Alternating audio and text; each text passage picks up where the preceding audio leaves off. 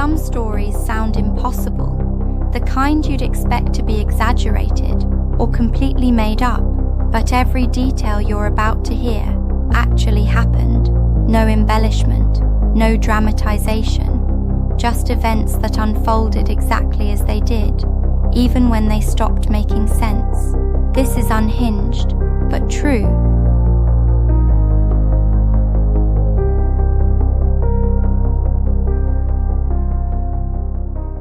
He grew up surrounded by cameras, legends, and power. From the moment he was born, his last name opened doors most people would never even see. He lived in mansions. He traveled the world. And when he spoke, people listened, not because of who he was yet, but because of who he belonged to. But by the early 1990s, that privilege had become something else, something heavier, something dangerous. And one night in Los Angeles, it ended in blood. Christian was born May 11th, 1958 in Los Angeles, California. He was born into one of the most famous families in entertainment history, Hollywood royalty. His childhood was anything but normal. Movie sets replaced playgrounds, famous actors replaced neighbors. His father wasn't just respected, he was revered. But with fame came chaos. His parents' relationship was volatile, and they ended up separating shortly after he was born. But this didn't stop the hostility between them. Arguments were explosive. And Christian was often shuttled between parents growing up. He rarely spent much time with his father, who was busy with his career and was mainly brought up by nannies and servants that waited on him hand and foot. Christian never experienced the normal rhythms of childhood.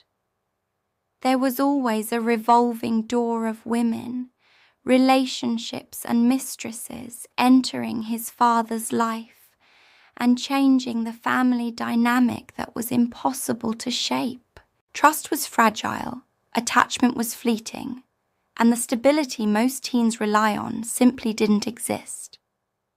He found solace where he could, hanging out with friends, testing boundaries, and experimenting with alcohol and drugs. By high school, these habits had escalated, fueled not by rebellion alone, but by a constant search for stability, for a feeling of belonging that had been absent since childhood. Romantic relationships became complicated. He fell in and out of love quickly, often drawn to women who were themselves part of a world he could never fully understand. He wanted connection, yet his upbringing had left him with little ability to maintain it. Every emotional high was matched by a sense of fear, of loss, of being untethered. By the early 1990s, Christian's life had become a volatile mix of wealth, fame, privilege, and chaos. He was charming, impulsive, and unpredictable, the perfect storm for something to go horribly wrong. He struggled with anger, with the weight of expectations he never asked for, and most of all, with violence.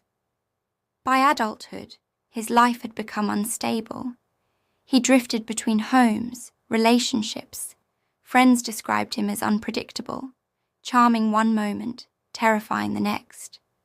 Still, doors stayed open for him. Problems were smoothed over, consequences softened, until one night would change everything. On a warm spring night in 1990, the house was filled with tension. A young man named Dag Drolle was visiting Mulholland Drive home, where Christian lived with his family. He was the boyfriend of Christian's half-sister, Cheyenne, who was 8 months pregnant at the time. Their relationship had been tense, full of arguments and suspicions, and that night, Christian believed something was very wrong. Christian had been drinking heavily. His judgment was clouded, his emotions raw from a lifetime of instability and unresolved anger. He had been told that Doug was abusive, that Cheyenne was in danger. And in that house, under the weight of his upbringing, his father's fame, and a sense of responsibility he may have never fully understood, Christian confronted Doug. What happened next would shock the world. In the struggle that followed, a gun was fired. When it was over, the shooter did not run. He didn't hide. He stood there, calm, as police arrived. And when they asked what happened, he didn't deny it. He said he was protecting someone he loved. The headlines were immediate and relentless. Newspapers splashed the story across front pages. Hollywood was stunned. And in the aftermath, the details unfolded slowly, each one darker than the last. The case exploded in the media, not just because of the violence, but because of the name attached to it. His lawyer, Robert Shapiro, was the best money could buy. He made a name for himself defending Hollywood's A-listers like O.J. Simpson and the Menendez brothers, to name a few. The defense argued it was an act of protection. The prosecution said it was cold, deliberate, and then came the moment that changed everything. The courtroom filled with cameras as his father took the stand. A man whose face was known across the world. A man whose characters had defined generations. And now, he was there as a father, begging the court for mercy for his son. The jury watched. The world watched. Christian ended up accepting a plea deal. He was convicted. Sentenced to prison. For the first time in his life, the doors were closed. No favors. No fame. No escape. But even prison couldn't erase the question that lingered in everyone's mind. Would this have happened if his last name meant nothing? He was supposed to serve 10 years in prison, though he would serve 5 before being released in 1996. But the consequences didn't end there. Cheyenne, who had long struggled with mental health issues, would take her own life in 1995, leaving behind a young son. After his release, his life never recovered. Health problems followed, isolation followed.